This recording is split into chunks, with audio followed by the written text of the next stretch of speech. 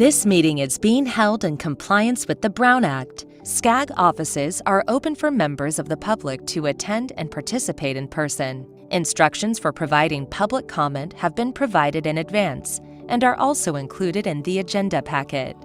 Members of the public participating remotely should ensure their microphone is muted when not in use. Any member of the public calling into this meeting by telephone can press *6 to mute and unmute. All telephone participants should identify themselves prior to speaking.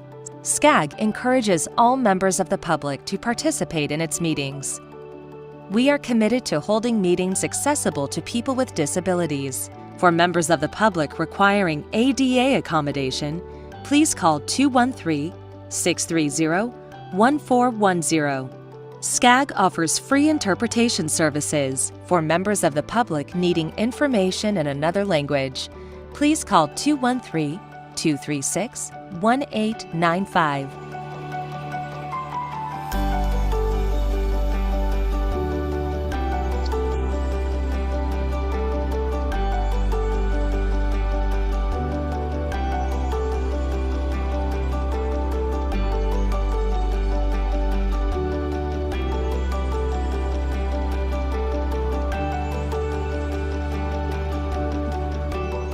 The meeting will now begin.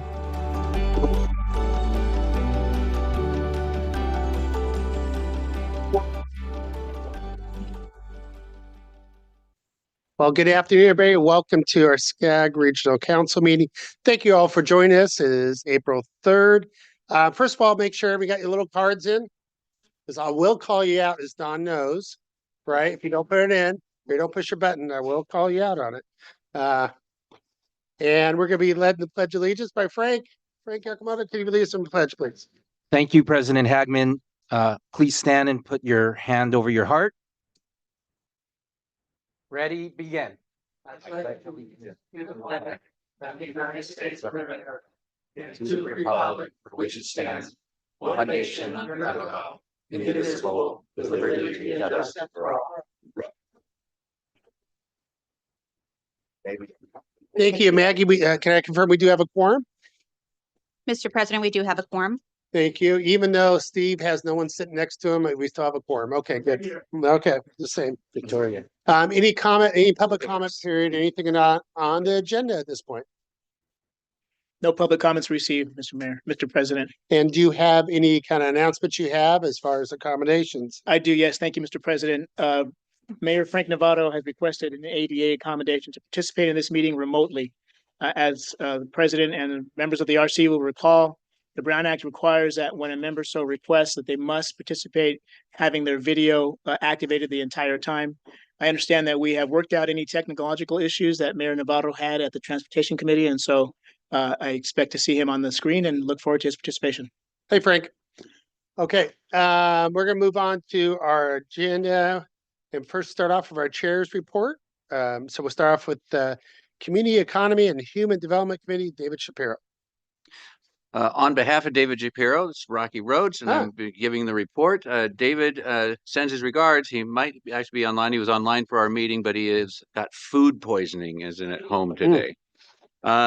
Today, the CEHD Policy Committee held an election for chair and vice chair, and I'm happy to announce a continuity of service.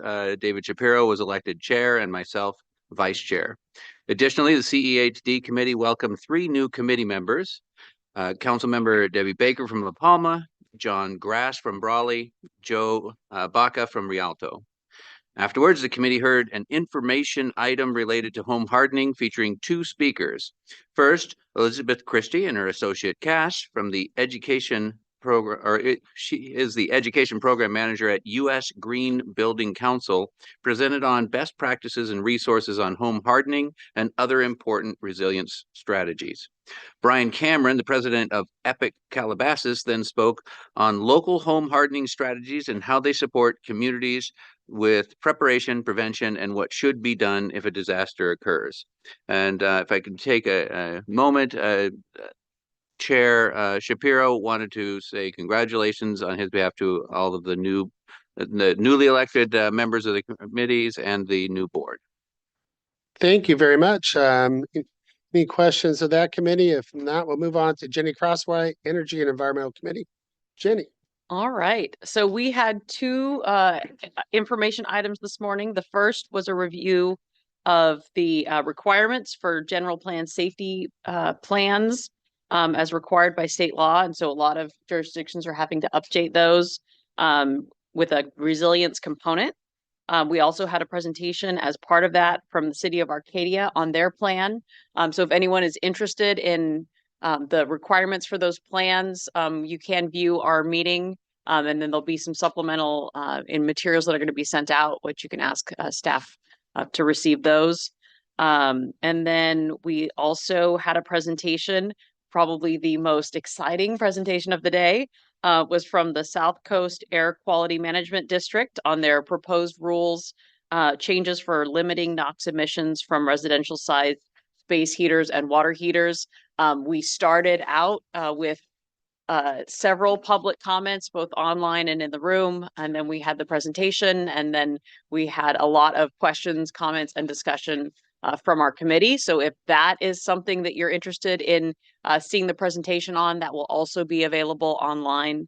And then obviously you can watch for upcoming meetings and information from the South Coast AQMD. And then finally, beginning in June, today we elected our new chair and vice chair for the Energy and Environment Committee. And so we'll welcome Chair Dennison. Thank you. And Vice Chair Ramos, who oh, there he is. I'm like, oh my God. And so we look forward to their leadership on our committee. And I also want to thank our outgoing Vice Chair, Lauren Meister, for her leadership with me this year on our committee. So thank you, Lauren. You will be missed. Thank you, Jenny. And we're going to move on to Tim Sandoval, Transportation Committee. Thank you, Chair. Last month, the Transportation Committee also recommended to Regional Council for approval of the 2025 Regional Active Transportation Program, which includes $35 million to support 15 projects and another $972 million for 113 contingency projects, all of which support walking, bicycling, and other forms of active transportation in the region. Also today, the Transportation Committee took action to appoint a new chair. I'd say elect a new chair and vice chair to the committee. Congratulations to Mike Judge from Simi Valley, representing the Ventura County Transportation Commission, was elected chair of the committee. And Chairman, as you know, Chairman Judge served 2 years as the vice chair of the committee. And the Honorable Thomas Wong was elected to the position of vice chair. So please give them a nice big hand. We had 3 presentations. I will admit that the chair was incredibly difficult today, so I apologize for him. We continued our discussion on regional recovery and resilience with the presentation from the San Bernardino County Transportation Authority on their planning efforts. We also received a presentation from the city of Pasadena, focused on how transit was instrumental in evacuating vulnerable populations that have mobility challenges. And then lastly, and finally, we also received a staff presentation on the last mile freight program and preliminary findings from our work to date. My understanding is that the Regional Council will hear more on this from Comey. Thank you, everyone. Thank you very much. I just want to say, congratulations to the chair and vice chairs who served there last year. Thank you for your service. For those who have not done that yet, one, it's an excellent way to get your leadership skills up, even skilled up a little bit more, but it's also a tremendous amount of more work because you're talking with staff, you're planning the agendas and all the rest, and you're representing the entire SCAG region of 192 cities and 6 counties on a particular field. And so you got to make sure you're steering this ship in the right direction all the time. So congratulations and thank you for all your hard work out there going forward. I'm going to say disclosures before we get into action items, because I know I have one. A couple of folks are on me. I forgot what number it is, Ruben, for the AQMD. I could, because we do this so much. I'm a member. Number 4. I'm a member of South Coast Air Quality Management District. I do not have a financial interest, but I do have to, for the record, declare I'm on that board. And I think there's a couple dittos. Who else is on it? Ditto. Patricia. Yeah, Patricia like that. Larry's not here today. I don't see. Am I missing anybody else? Okay, and what I'd like to do is take all the action items under one vote without, if any, no issues. So I'm gonna have Ruben present. Number one, the big one is the results or elections for the president, vice president of SCAG going forward. And then we could take it all one big vote with all the consent, if that's okay. So Ruben, can you present on number one? Yes, gladly. Thank you, Mr. President. Good afternoon, members of the Regional Council. Pursuant to SCAG's bylaws, the nominating committee met recently to consider nominations for SCAG's proposed officers for the upcoming year. The committee unanimously voted to recommend to the Regional Council that the Honorable Cindy Allen move from first vice president to president of SCAG, that the Honorable, hold on a minute, thank you, Ray Marquez, City of Chino Hills, be elevated to first vice president, and that the Honorable Jenny Crosswhite, Santa Paula, be moved to second vice president. So the process requires that the Regional Council vote on that, and then it would go up to the General Assembly for ratification next month in Palm Correct. Desert. So without any other nominations floor, if not, Frank, you got your card up to move items 1 through 12. Second. We got a motion and a second. Any public comments on that? If not, I'd like to offer my congratulations. Everyone push their green button. Or I can say red button if you want to keep me here, but Mr. no. President, if you allow me the opportunity to start Yes, the please. voting before they press their numbers. And this is just to confirm that this is for item 1 in the consent calendar. Item one's, I took both, right? 1 through 12. And the voting is now open. They finally undid my microphone. Frank's aye. Yes, I'm an aye. Mayor Navarro, can we also have you have your camera on? Well, I've been trying to, and somebody keeps turning it off. It's not funny. We'll make sure the record accurately reflects appropriate participation. Did you get my vote, please? Yes, we've captured. Thank you. Drag it out, Matt's not here. We'll allow for you a few more seconds to get the votes from the members.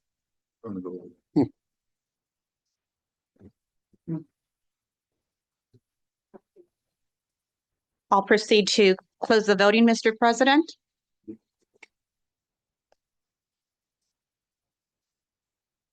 Then I'll display the results.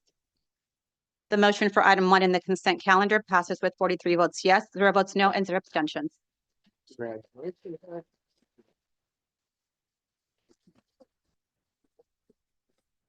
Congratulations to my colleagues. They've been great. Okay, we're going on to item number 13, it's informational item. And one of the nice things, if you notice, as we changed the format for the regional council, we're not repeating the same things we heard in the committees.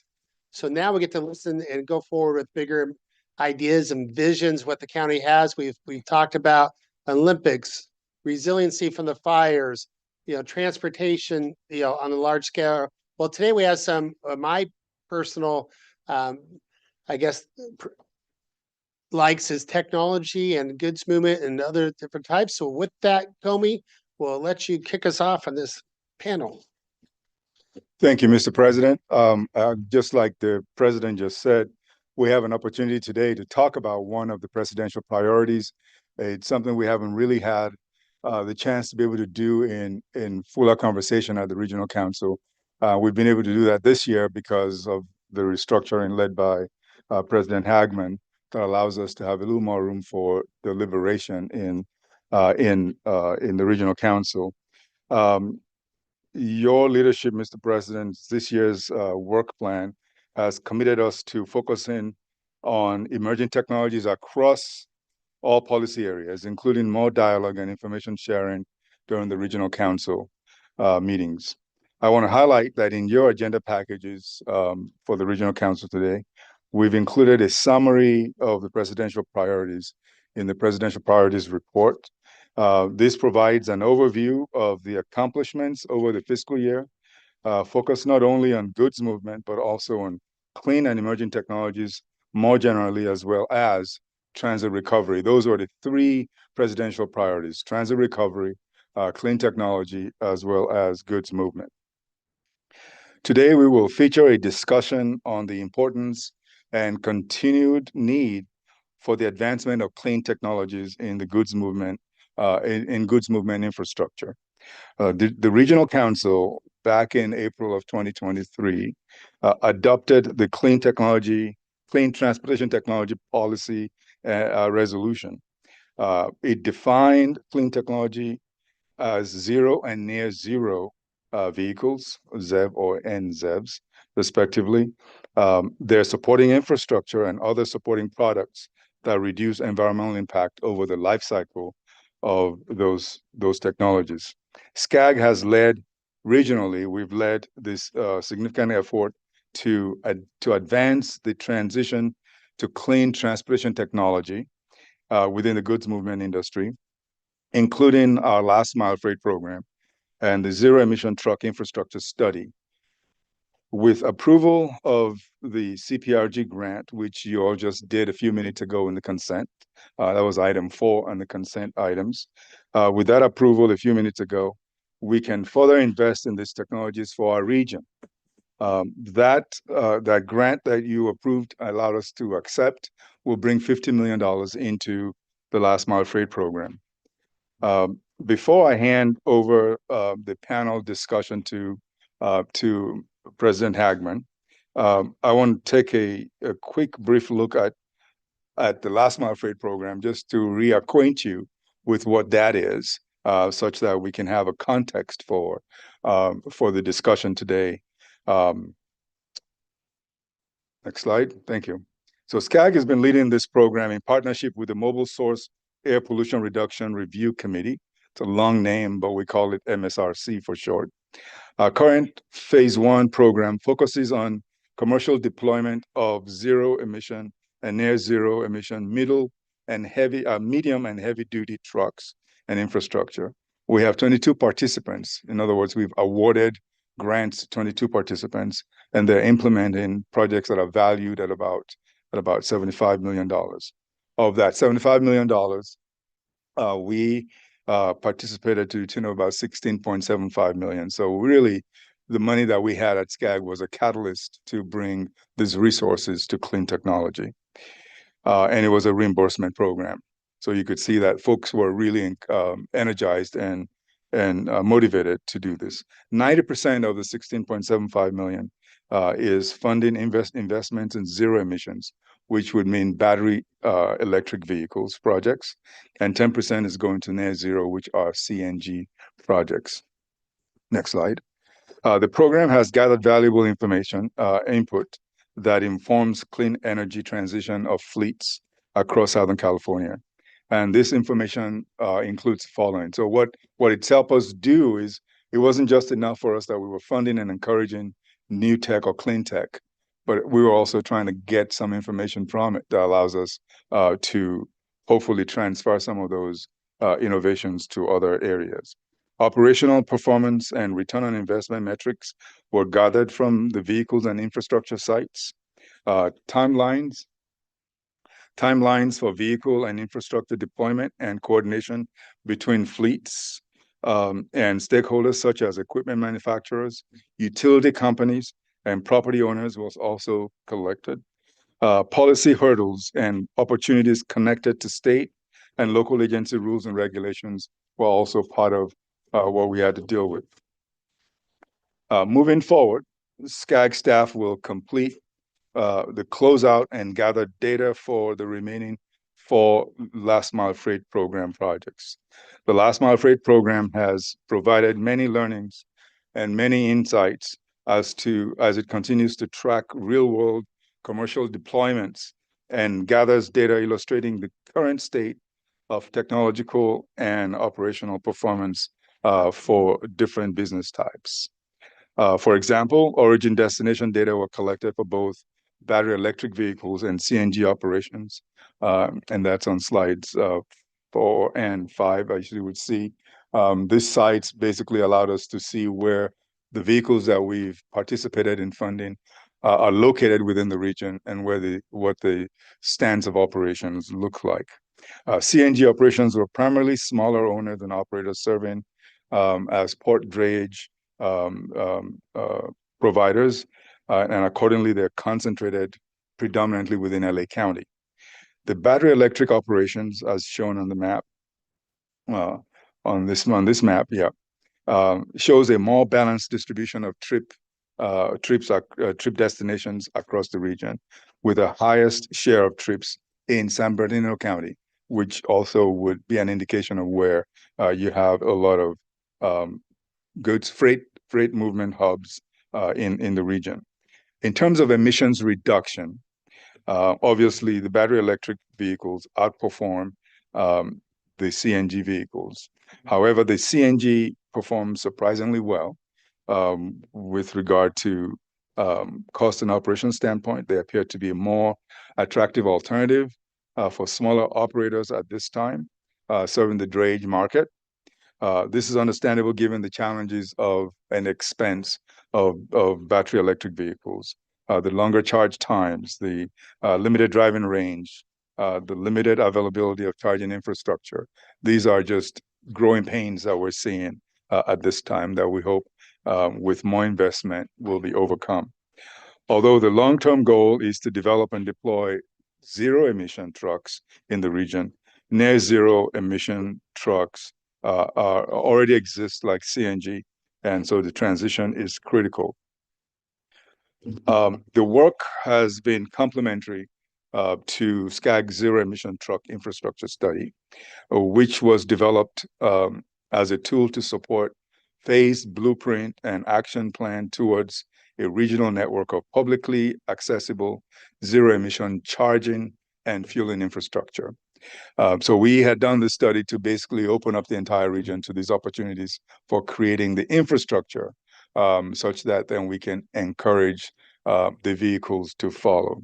The combination of real world and simulated data is suited to help the SCAG region to better understand how zero emission charging stations can best operate to serve the different truck markets and business functions that we see in our region.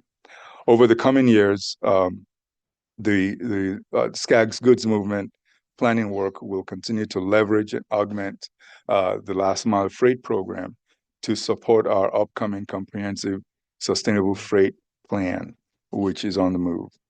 And freight TDM work that we're doing as well will be part of this conversation going forward. And so I just wanted to give you a sense of what work we have been doing over the last few years, work that's been authorized by this regional council over time and consistently. And the discussion you're going to see that follows hopefully opens up where the future is with the work that we're doing with zero emission clean technology in the goods movement arena. With that, I'm going to pass the mic over to the president, who is playing talk show host right now. Mr. President, it's all yours.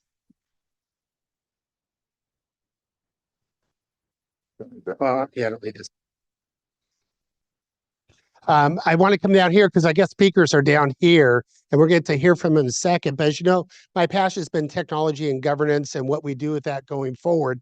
And myself and a couple of us sit on AQ&D. We sell these bigger regional things. If you're not focused on clean transportation, clean technology, it's going to impact us one way or the other. We're coming to a crossing where we have a certain goal we have to get to by statute. Don's recovering from AQMD, so he's having more sleep at night now because he's off that board.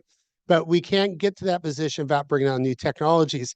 And for me at first, it was, this is kind of future Jetsons type stuff. But when I got to see some of what's out there already throughout the world and find out we're actually not leaders in this, we're behind in this. Hydrogen, electric vehicles, and the infrastructure for that, which means every one of us in our jurisdictions have to plan for this one way or the other. Whether or not we support it or don't support it, it's coming. And with the current legislation on the federal side and with the goals of the state of California, we will be part of that solution of making the infrastructure going forward. So I have two great panelists here to tell us more about this. First is Joost de Veers, the Chief Executive Officer of ZM Trucks. We also have Matt Peterson, who snuck in here, perfect timing. So good job. And he's the Chief Executive Officer of Los Angeles Clean Tech Incubator, which is here. Just well bragged, we got Yost is our newest factory in San Bernardino County that I stole, sorry, from LA, and brought him out here. But we're happy to hear from both of them. I'm going to start off with ZM Motors. Would you like to stay there and speak? Come up here and speak, whatever you like, and then we'll go to our next speaker. Get this thing on. Well, thank you very much for having me. My name is Joost de Vries. I'm the CEO of ZM Trucks. We are a Japanese manufacturer of hydrogen, hydrogen ice, and battery electric commercial vehicles and buses. Very proud to open up our facility in Fontana. We're about 60 days away from series production in class 3, 4, 5, 6, 8 terminal tractors, ground service equipment for airports. And we're now evaluating transit buses to bring that to the US or not. Sorry. That's a quick summary of who we are and where we are. Matt Peterson, CEO of the LA Clean Tech Incubator. Some of your jurisdictions also know of the Metropolitan Water District, where I serve on the board on behalf of Mayor Karen Bass for Los Angeles and chair Climate Adaptation Master Plan. Also board chair of the Climate Mayors, which many of your jurisdictions mayors are also part of.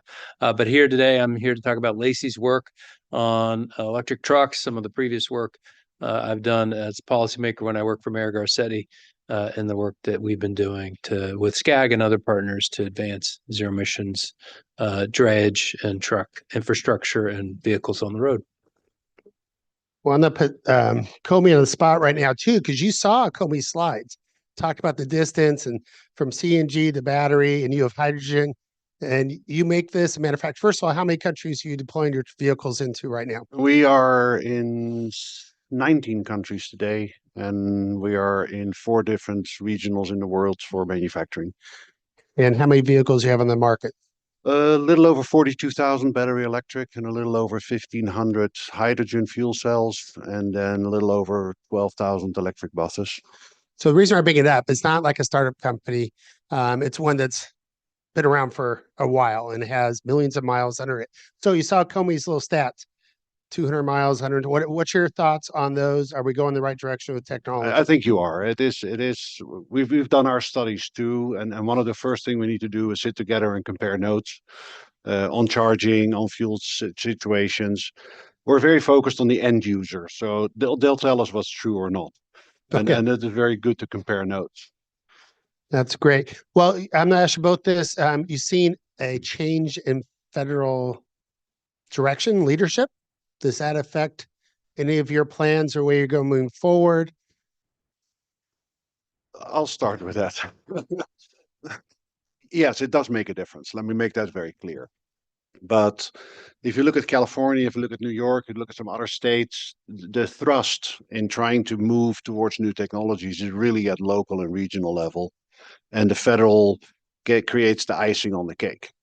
I think the EPA moves that are not helping at all will hurt much more than the carrots that were financially available to people. I'm more worried for EPA than I am for the financial incentives on federal level. I think the trust needs to come from local, and I think California is definitely in a leadership position there with what CARP is doing, what AQMB is doing. We need more sticks and preferably more carrots, but the sticks works just as well as the carrots. Matt? Well, I mean, obviously, what the feds do matter. I do think, the truck waiver didn't happen because the Biden administration didn't get it done, and the writing was on the wall. And they're going to succeed the federal administration and rolling back other waivers. They'll come back. California, Mary Nichols, when she was chair of CARB, brought in auto manufacturers and Trump administration officials to Lacey, unbeknownst to us at the time, to negotiate the deal. They cut, what was it, I'm trying to remember the year now, for the voluntary commitment of Ford and BMW and others. So, I mean, California's market size is so huge. And LA as a regional market, as the 3rd largest metropolitan economy in the world, is the largest urban auto market outside of China for every manufacturer, for the most part, for light duty vehicles.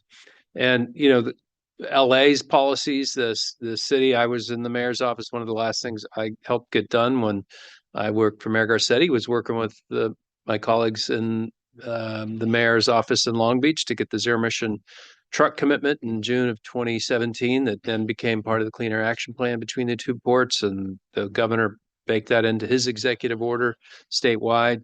CARB's fleet rule still applies to fleets, public fleets. So I think probably most folks know that here, and they're open and flexible to work with, again, MWDs. I brought their staff to a recent event that we did down at Rivian. And they're willing to be flexible, but they still want to move towards this direction. So I think the market is huge. The policy signals are there. We're seeing companies like yours enter into the market in a more significant way.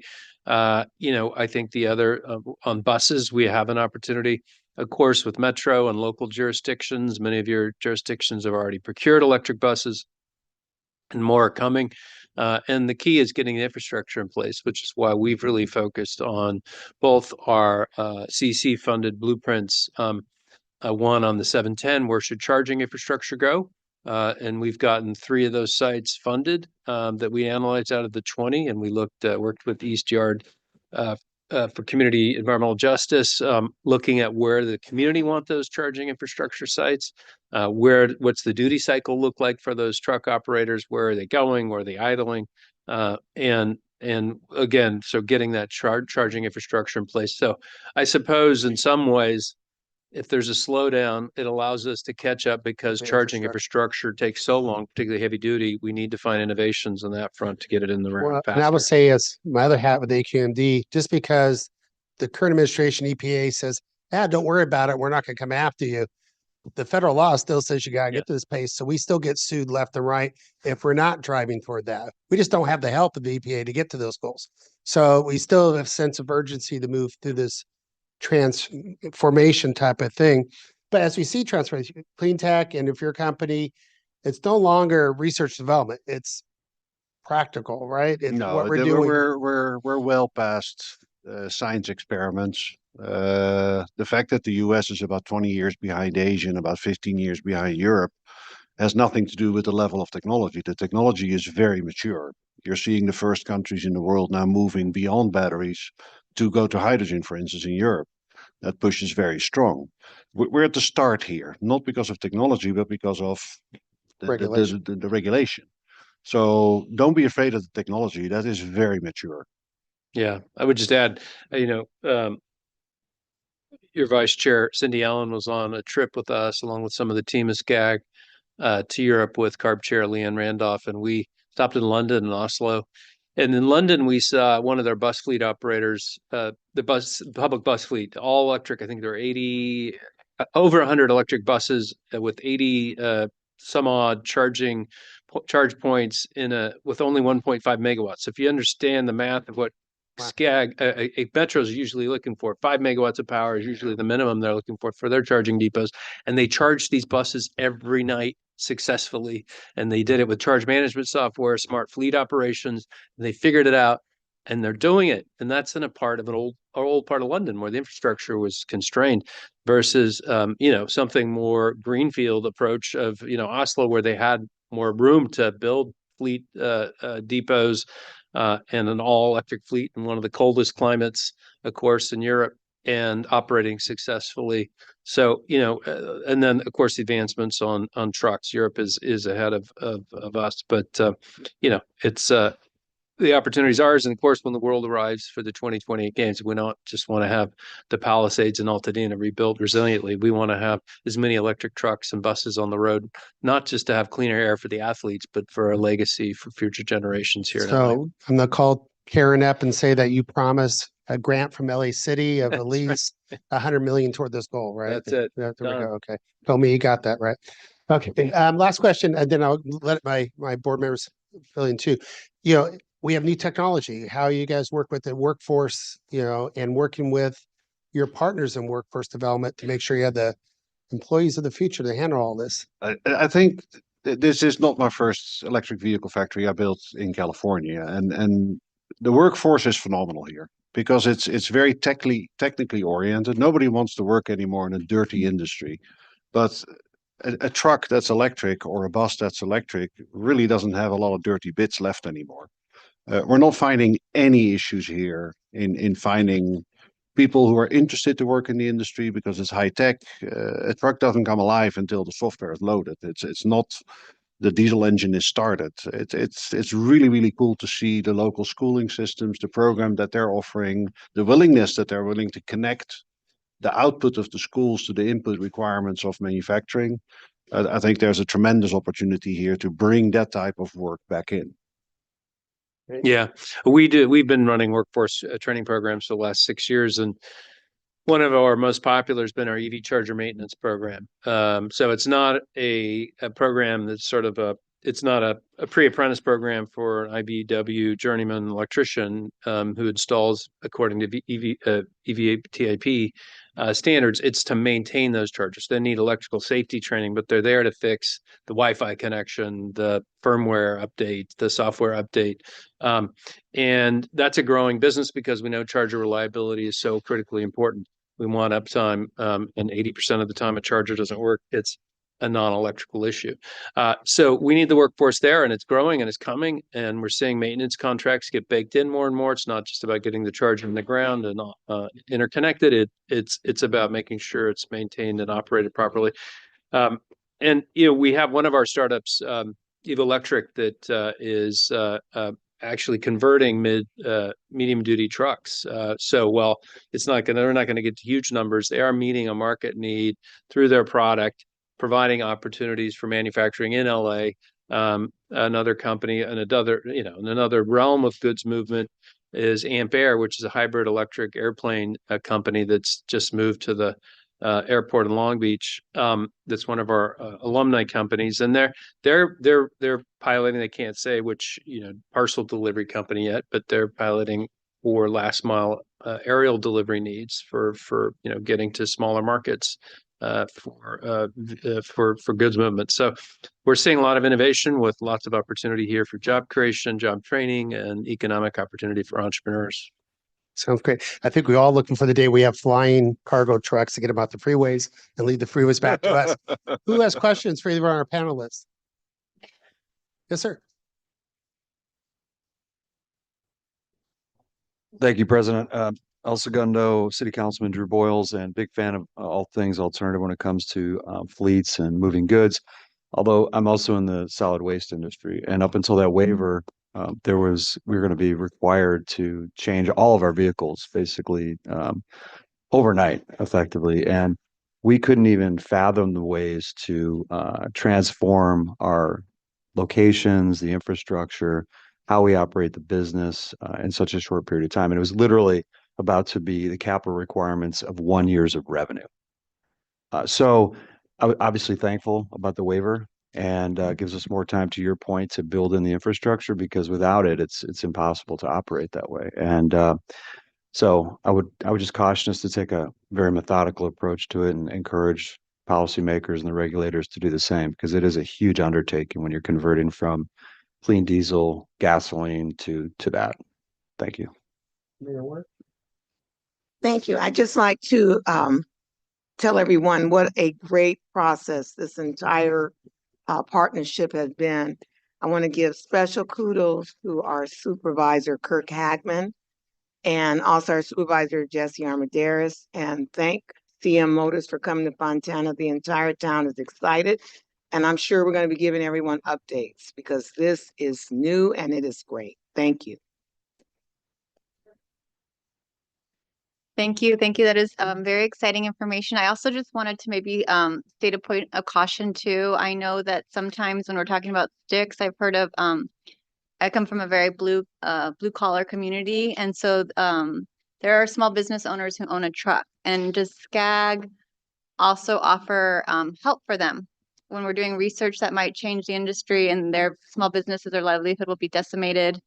Is there also that assistance to transfer over? So that's what I'm wondering, so to make sure we're thinking about that in the future too.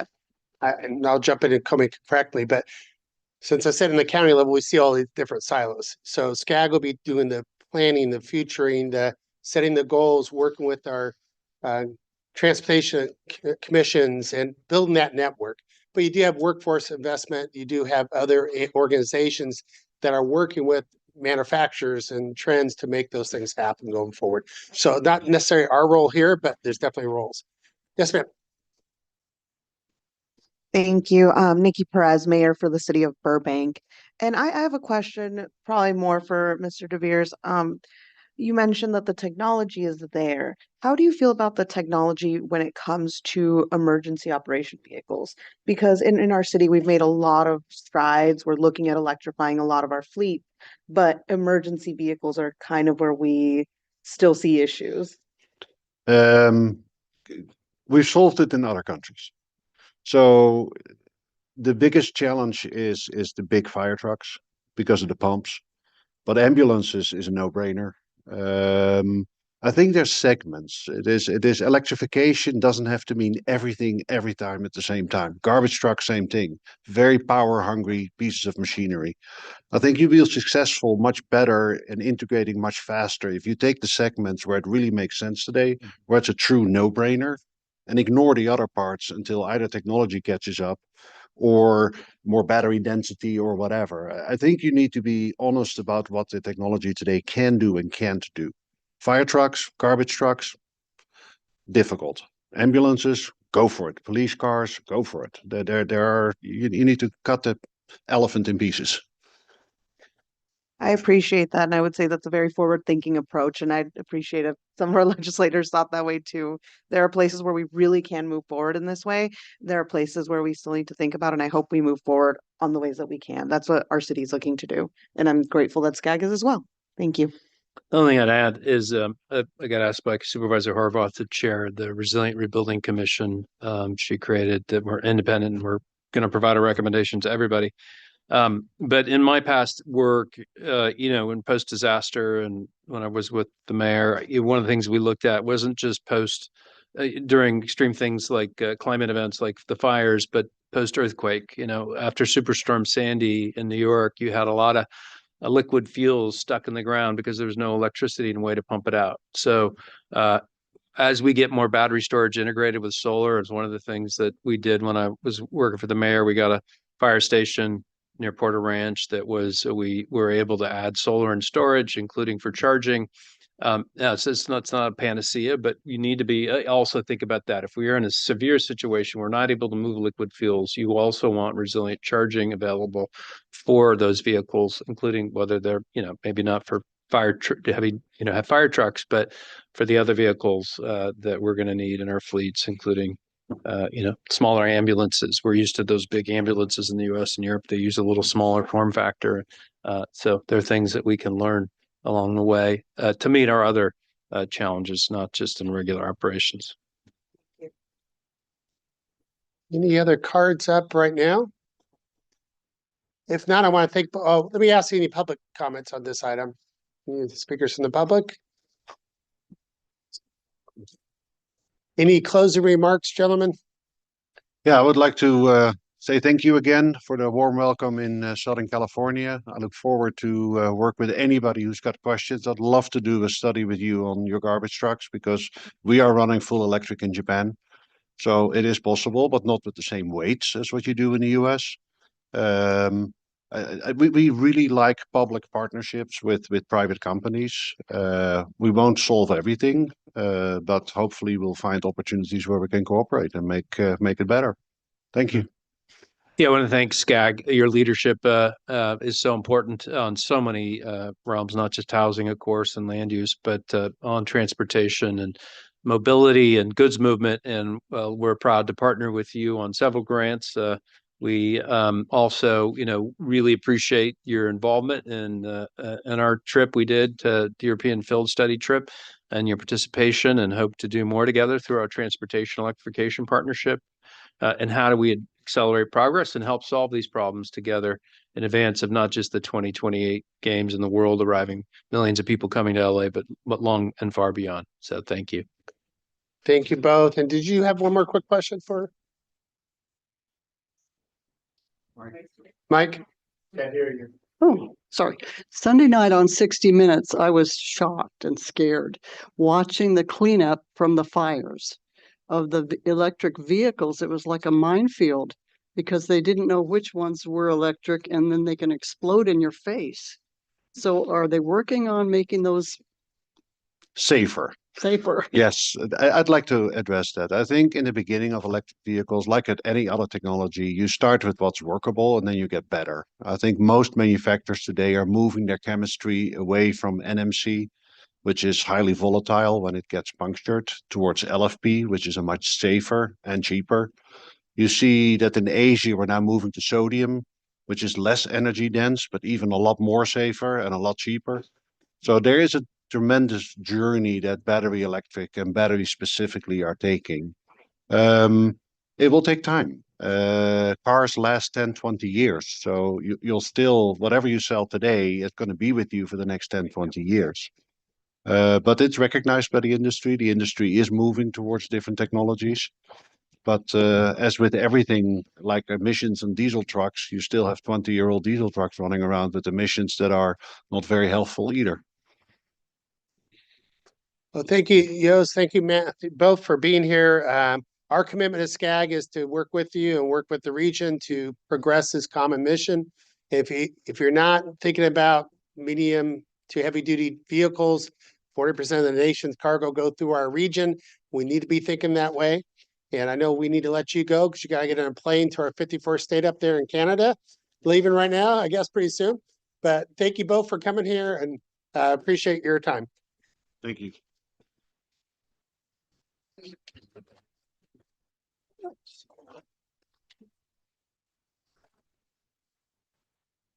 Okay, move on to our legislative update, and Kevin is going to stand in for Javier today. Good afternoon, Mr. President, members of the Regional Council. It's my pleasure to step in for Javiera today to provide you all with a legislative update. I have there's clearly nothing going on in Sacramento or Washington, D.C., so I'm trying to limit myself to only 9 pages, size 18 font. So anyhow, I did want to just let everyone know, if you hadn't heard, Sacramento is in full swing right now. Members will recall in Javiera's update last month that she noted that 2,500 bills had been introduced so far by the bill introduction deadline. Many of those were in spot bill format, as legislators were still trying to define the intent and the goals of those various bills. More than 700 of those have been amended and have undergone amendments because the deadline by which to amend spot bills was about 2 weeks ago. So most of the activity in Sacramento right now relates to stakeholders and citizens groups like SCAG, reviewing all of those recently amended bills. The bills that were not in spot bill format, that were more fleshed out when they were introduced, they are, if they've been in print for 30 days, which is the rule of the legislature's committees can now have nonstop hearings and presentations on those various bills. And that also has been happening over the past 2 weeks. So the committees have been meeting nonstop to review all of those proposals. We at SCAG are currently reviewing about 450 bills and counting, with those that would have potential impacts on SCAG as an agency, our member cities, counties, transportation commissions, tribal governments, and also our region, generally speaking. Another development out of Sacramento was the sudden and unexpected resignation by Assemblyman Bill Asaley, a Republican from Corona. On Tuesday, Mr. Asaley was appointed by President Trump to be the U.S. Attorney for the Central District of California, which includes almost all of the SCAG region. Moving on to the Sacramento Summit, we recently conducted another successful Sacramento Summit. Our delegation was in Sacramento on March 18 and March 19 for 2 days of meetings with elected officials, staff, agency leadership, including Assembly Speaker Robert Rivas, Senate Majority Leader Elena Gonzalez, Insurance Commissioner Ricardo Lara, CalSTA Secretary Toxo Mishakin, and Caltrans Director Tony Tavares. Additionally, we had a special conversation piece of our advocacy trip where we were able to hear from the president of the California Business Roundtable, Rob Lapsley, the executive director of Transportation California, Kiana Valentine, the president and CEO of the California Business Properties Association, Matthew Hargrove, and also Mark Stevers, Stivers, excuse me, who is the legislative director for the California Housing Partnership. We were also able to hear from members of our delegation on their top legislative priorities, and will be bringing a package of legislative bills to our legislative committee later this month on all of the bills that we encountered while our delegation was up there. Of course, the governor's May revise is just around the corner, so the discussions on the budget were also top of mind. Ongoing discussions have been happening on a potential housing bond as well by Assemblymember Buffy Wicks and Senator Chris Cabaldon. The bond measure would be, it's expected to be either on the June or the November 2026 ballot if supported by the legislature, and would then provide $10 billion to some of the state's affordable housing programs if passed by the voters. Moving on to Washington, D.C., Congress has been focused on two major activities over the past month. The first is government funding, and the second is Republican-led reconciliation bills. With regard to government funding, Congress officially passed a full-year continuing resolution on Friday, March 14. Now, that was only 2 weeks ago, but it seems like a lifetime ago in terms of politics in Washington, D.C. But that essentially funded federal agencies through the remainder of the federal fiscal year 2025 and avoids a government shutdown. The legislation largely maintains fiscal year 24 funding levels with a few notable changes, including the elimination of 2025 earmarks that some legislators had proposed to include in the appropriations bills. In response, members of Congress are now turning their attention to fiscal year 2026 for earmark applications, for which House Appropriations Committee Chairman Tom Cole from Oklahoma released guidance yesterday. With the government now funded through the end of the current fiscal year, Republicans are turning their attention to identifying a path forward for the reconciliation package for fiscal year 26, which is set to begin on October 1. Per Javier's last update, you know that the Senate approved its budget reconciliation blueprint at the end of February with a vote of 52 to 48, but theirs was limited in scope. Likewise, the House passed their more expansive budget blueprint. That's the big, beautiful bill that you've been hearing about in the news, with a vote of 217 to 215, calling for $4.5 trillion in tax cuts and $2 trillion in reductions to domestic spending programs. Both Speaker Mike Johnson in the House and Senate Majority Leader John Thune have set an ambitious goal to finalize a reconciled budget blueprint by April 7. Although we're also starting to hear as of last night that there may be discussions to continue this two-tracked approach with one bill through the Senate and one through the House. More details on that will be revealed in the future. But one thing that remains to be seen is how far the Senate parliamentarian will allow Senate Republicans to go in their proposals, and that's key for getting any budget package done through the Senate. I will note that if both houses manage to pass a reconciled budget blueprint, this is only the next step of a long road to a final budget, with many more negotiations and hearings to come on how to meet the goals that will be established in implementing that blueprint. SCAG will continue to monitor these ongoing efforts for their potential impacts to us, to our members, and to our region as a whole. Meanwhile, there's a flurry of activity as President Trump's appointees to the various agencies are starting to find their groove. The administration via DOGE, the Department of Government Efficiency, continues to eliminate some staff at agencies through layoffs, which they call reductions in force. If we wanted to home in on the Department of Transportation, last month, the Department of Transportation circulated an internal guidance requiring projects and programs awarded under the previous administration to undergo additional review to ensure alignment with the Trump administration's priorities. Concurrently, a memo was also circulated last week by the department urging DOT staff to finalize as many discretionary grant programs as possible so that if they are aligned with the Trump administration policies, to get those funds out into local communities. Because SCAG has grants awarded by the Department of Transportation that are awaiting final funding agreements, we are obviously closely monitoring any developments on that. Among those lines, DOT Secretary Sean Duffy testified yesterday before the Senate Environment and Public Works Committee regarding surface transportation reauthorization. In her remarks before the secretary began, Chairman Shelley Moore Capito of West Virginia prioritized funding for formula programs, eliminating duplicative discretionary grant programs, and reforming regulatory processes to expedite project delivery. Ranking Member Sheldon Whitehouse of Rhode Island testified that permit reform is a top bipartisan budget priority from his perspective. And aligning with these sentiments, Secretary Duffy discussed his commitment to expediting project delivery and urged Congress to reform the permitting process to prevent delays. Secretary Duffy also addressed concerns from senators regarding the backlog of 3,200 projects at DOT waiting for signed grant agreements, which the secretary emphasized the department is working through as quickly as possible. Lastly, as it relates to DOT, I did want to mention that DOT released its first major notice of funding opportunity last week under the Trump administration for the Safe Streets and Roads for All program. You've heard a lot about the Safe Streets and Roads for All program at SCAG, as it's a SCAG favorite, and provides federal funding for implementation, planning, and demonstration activities that prevent deaths and serious injuries on our nation's roadways.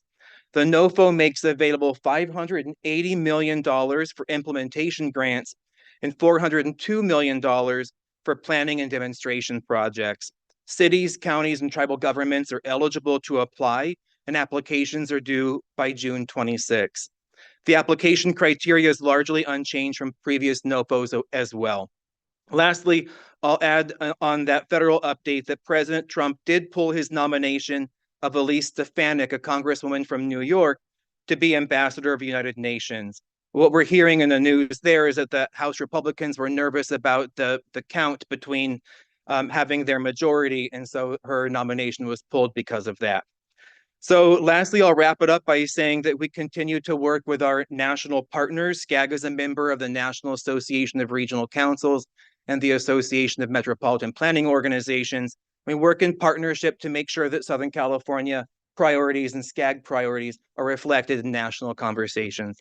So thank you for the opportunity to brief you, and I'd be happy to answer any questions, Mr. President, from you or from your regional council members.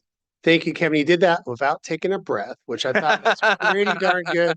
And if we had a drinking game going, I would have picked on lastly, using that term in there because we had a lot of that in there. But questions for Kevin? Yeah, Jeff, sorry. Thank you, Mr. President. Kevin, thank you for that comprehensive report. Just a procedural question. A number of us are obviously officers and serve on boards such as Contract Cities, the League. We've been to lobbying in Washington and Sacramento, but how can members of the regional council, how are the delegations selected to go to Washington and go to Sacramento? Is it the officers and chairs, or is that open to members of the regional council? Yes, so generally speaking, for our Sacramento summit, we start off with the legislative committee members who have been party to all of the conversations from our federal lobbyists, our state lobbyists, and then we build out from there, including the members of the executive administration committee. There's oftentimes a lot of overlap on that. Sometimes we have strategic needs to have a particular regional council member come on a particular trip if we're trying to get access to an individual legislator who's in a particularly interesting leadership position. And the same would apply for the federal advocacy trips that we do. Those are usually like we're taking part of another group's advocacy or conference that SCAG will go to. And so we'll bring either the board president or the board officers. And there might be an instance where a particular member of the board happens to have a friendship with a particular member of Congress or a senator. And so we ask for that member to go along. As you may recall that when new regional council members are joining, there's a jot form questionnaire. And so we ask you for who are all your friends in Washington, D.C. and who are all your friends in Sacramento? And that's so that we can exploit those friendships for our lobby trips. Just to follow up, Mr. President, sorry. I don't know if I got that form, and maybe I did. Maybe I don't have friends in Washington or Sacramento. That could be the case or anywhere. I know you well enough to know you have a lot of friends. Is there, but you may not know that we have that. Is there a way to know when there's a topic, hey, we really want to focus on transportation, or something that if we have an interest or have some experience, or that we could let you know? And then could we revisit that form? I mean, yes. Okay, thank you. Yeah, I mean, if there's an interest, oh, sorry, Mr. President. I'm just going to say there's a lot of a lot of information comes out in our subcommittees. Obviously, Ledge is one of them, which Pitcher Select Dawson does a great job. I think if you're interested in that kind of stuff, go on those committees first. And then secondly, the staff sends things out and give updates. And then we always have our regionals. So SCAG is a member of the municipal planning organizations. And then we have SCAG, I mean, the counties are part of the NACO and the cities are different ones. So all those different things hopefully working together in the bigger picture. But we do try to decipher this. And this is kind of a new format for us to get a legislative update of the RC. But you can see why, because there's so much going on. The only thing I was going to say is, Sarah, stop giving Kevin coffee with sugar in it. Okay, because he's pretty amped up today. It's very good. What else we got? Anybody else? Any public responses to this? If not, thank you so much for your report. Thank you. We're did a great job. We're going to move on to business representative, president, executive director's report. First of all, any comments from the public on this item, or if not, we're touring over the business report from Lucy Dunn. There you are, Lucy. Thank you, Mr. President. Thank you very much. For the newbies, of course, I'm a non-voting member of Regional Council as the business liaison to the Regional Council appointed by the President. And my report in writing begins on page 136 of your packet. Some interesting information in there about jobs, a recent job study showing California is not growing jobs as we should be. To kind of pay attention to some of these things, I think it's really helpful to you, each of you in local government. Your GLUE Council, this is the business advisory group to the Regional Council. We met last Monday. We had some great reporting from LA EDC on the economic benefits of ports. We talked about wildfire recovery efforts being done by non-government organizations, your nonprofits out there. And in particular, some interesting dynamics between research by LAEDC, which I presented last month to you sort of really quickly on the fly, on how it's really important for us to quickly get those properties back into the marketplace, get them rebuilt. And yet LA BizFed had an interesting presentation by Steve Soberoff, who said, hey, half those people aren't coming back. And so really interesting juxtaposition of how do we help them move those properties and get them back up and take care of people. So just we're paying attention to this, and I think you'll see a lot of help from the business community as well. Rick Caruso even has a group that he just formed from the private sector called Steadfast LA. And I suggested in this meeting that there would be kind of a cool place if we could just develop not just a list of the government agencies helplines, but also the private sector helpline. So I kind of challenged LAEDC to put it together. So hopefully we'll see about that. We also had a good meeting, a good presentation by Dan Dunmoyer of the California Building Industry Association. He comes not just from home builders, which he's been leading the statewide association for a long time, but he actually comes out of the insurance industry. And as you know, insurance and home building is just tied at the hip these days. He said, Commissioner Lara is about to take under consideration giving State Farm, which has about 25% of California's market share, a rate increase based upon climate change, wildfire, risk assessments. And there's obviously nobody wants their insurance rates raised, but the alternative, which he stated far more eloquently than I'm sharing with you in a very short report, the alternative is that we all get on the FAIR plan, which is the state's insurance plan, which is completely underfunded and would require that we have a 500% rate increase to each of us. So we might encourage Commissioner Lara from the business community, I know we're trying to do that, to do the right thing and get our people insured. So our next meeting at GLUE Council is set for June the 2nd at 10 a.m. Really thank the regional council members that join us. It's always good to have you there, and we'll take this up again. But the biggest issue, of course, for business, as you know, is tariffs. Big announcement yesterday. We didn't even say the word in Kevin's report, which I thought was fascinating. But as you know, it's the Yesterday was the largest increase in US history. And it also resulted today in the largest single day wipeout of the stock market since COVID of March 2020. So business is trying to figure this out. And when, as I've shared with you in the past, business likes to look at government and be able to say, we can reasonably guess where things are going so that we know to invest money and to hire people. And right now, they can't figure this one out. And so the current exceptions are semiconductors, pharmaceuticals, and lumber, important to housing construction, right? But that's only temporary because they're trying to figure out how to tariff them as well into the US. The market has dropped 10% since the new administration took over. Consumer confidence is down, talk of recession, and stagflation is strong among economists. I share this with you because from business to city leaders to our local governments, probably a good time to just do an assessment internally within your operations. What do you have good recession planning? I hate to say those words, but just make sure you're doing your recession assessments now.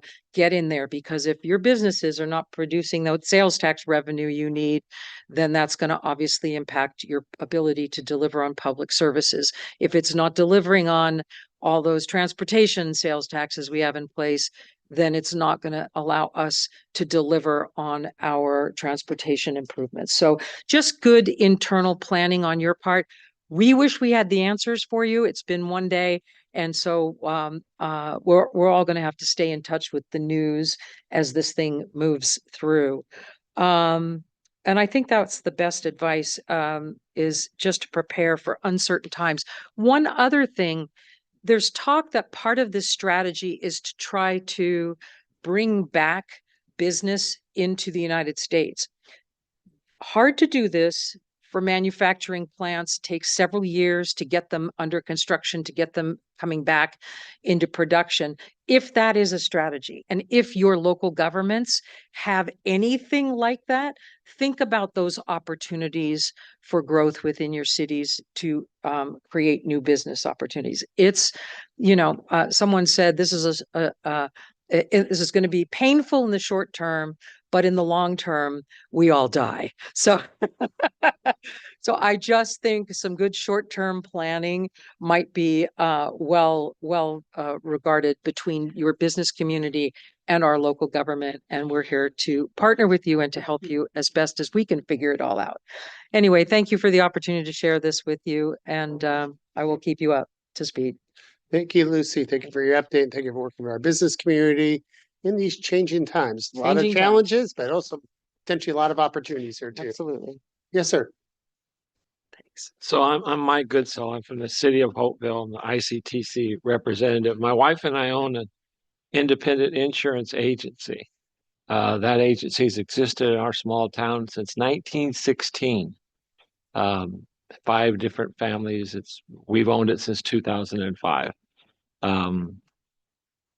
We're in the business of selling insurance, but we've got large companies like Nationwide is one of our companies that have been telling us what they never told us for years: don't sell our insurance. We don't want to do business in California, right? If State Farm gets their rate increase, there'll be a line including Nationwide for a rate increase. They've been waiting. They've been waiting since COVID hit, and it's coming. If they open the door to State Farm, everybody's going to be knocking on that door. So just be aware of that. That is correct. And we have to watch the history in Florida, where they actually left because they didn't get the rate increases. So everyone's sort of mindful, apparently, in the insurance industry, that we need to keep our good companies here. Thank you. Any questions? Yes, of course, my colleague from Riverside. Karen, you've been quiet all day today, so. That's because Marty shut me off the last meeting. Just kidding. With the insurance, I'm finding constituents, and I have one I just was talking on the insurance company on the way up here. they're finding every way small. I don't know if anybody's ever heard, and you're in insurance. Her water pressure was too high. It's out of the range. They just terminated her insurance. I've talked to 3 agents on the way and no one heard of that one. 89 years old. So she, of course, I have to now handle it, but it's like, that's outrageous. The water pressure, you have no control over that unless you put a regulator in your house. So are we, I mean, how do we allow them to keep doing these kind of stupid things? I mean, it's just. Stay tuned. Stay tuned. Thank you. Yeah. No, but hopefully we get some things. Any other questions for Lucy? We're going to move on. Thank you very much, my dear. We're going to move on to, I was going to say the president report, but Kevin did my whole report already because of the Sacramento trip. But I will say that I think some of the things that we just brought up by Karen and others, insurance is the big thing.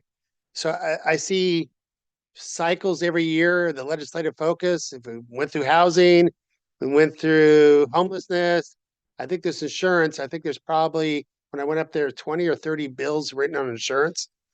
And the reality is, I think there's a role for us as local government to play in that as well.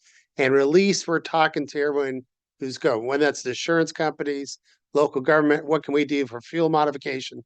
But stay tuned for that because I think there is a lot of places we could go. And it was very well receptive from the SCAG team to visit the insurance commissioner, as well as some phone calls we've had since that the last 2 weeks. A lot of excitement for it's at the breaking point. Fix it or we're going to lose it all. So I think we're going to try to get some fixes coming in. With that, we'll turn over to Comey. Thank you, Mr. President. I have a few things to report.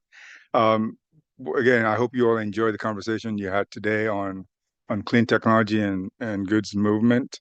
As was mentioned earlier on in your consent item, today you approved the acceptance of $50 million in sub-award from the South Coast Air Quality Management District, which will expand SCAG's last mile freight program.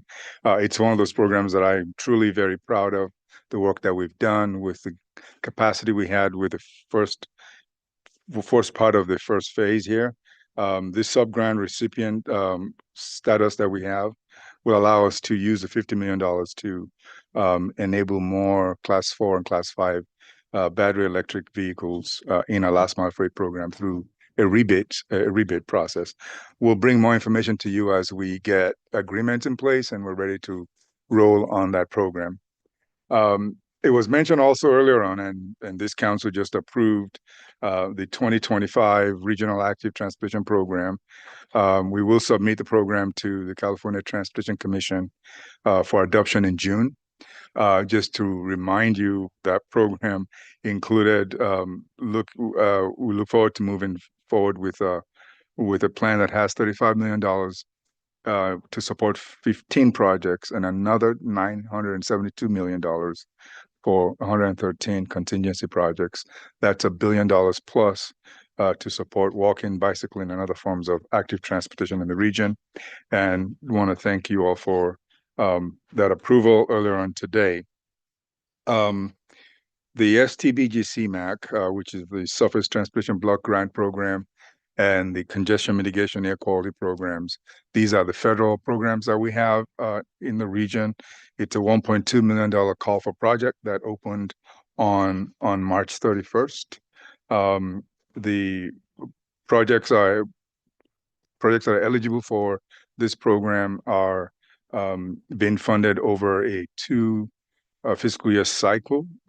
We worked with our county commissions to host a total of 7 workshops to support grantees who are preparing their applications. The applications are due through May of this year, and we will bring recommendations back to the regional council for approval in December on this $1.2 million package of projects to fund transportation projects across the region and also projects that improve air quality. The insurance conversation, I think, is really intriguing. We, as was mentioned, we had a stop to visit Commissioner Lara on this. I thought it was probably one of the more meaningful meetings that we had. We had several meaningful meetings, but this was different. Typically, we go and visit legislators. This was to the insurance commissioner, and I really I had a very low bar for the meeting going in.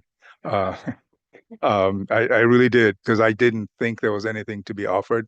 Having not heard things over the last 2-3 years, we've been talking about this, but was very encouraged.